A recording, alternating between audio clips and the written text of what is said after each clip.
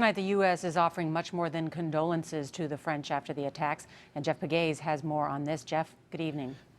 Nora, the French may be leading this investigation, but U.S. law enforcement is digging into trying to track the terrorist path to the streets of Paris. U.S. officials are concerned the tactics ISIS used to kill there could be used here.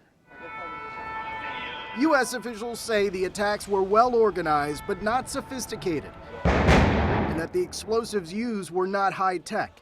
However, it is the organizational skill and high death count that has counterterrorism officials worried. This is the next stage in ISIS methodology, capability, and reach. Juan Zarate is a former counterterrorism official and a CBS News consultant. The real dangerous and troubling part here, Jeff, is that you have individuals who are working in tandem, in some way communicating or coordinating, and those communications, that coordination, and the materiel that they brought with them, suicide vests and heavy weaponry, weren't caught in the French security system. Just hours after the attacks in Paris, senior FBI officials ordered agents across the country to step up surveillance of potential ISIS sympathizers. Currently, there are about 900 cases.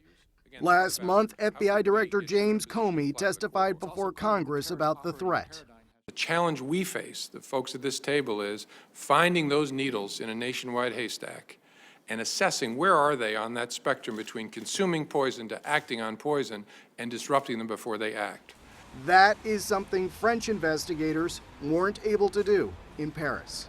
How do you prevent an attack like that in the U.S.? You can't prevent every attack, and that's the problem. And when terrorists are trying to go after any soft target, strategic or otherwise, you can't protect all sites at all times. And what we saw in Paris was the terrorists winning on that fateful night.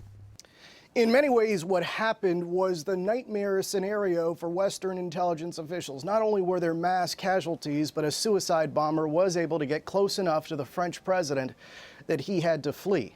Nora? All right, Jeff Pegues in Washington. Jeff, thank you.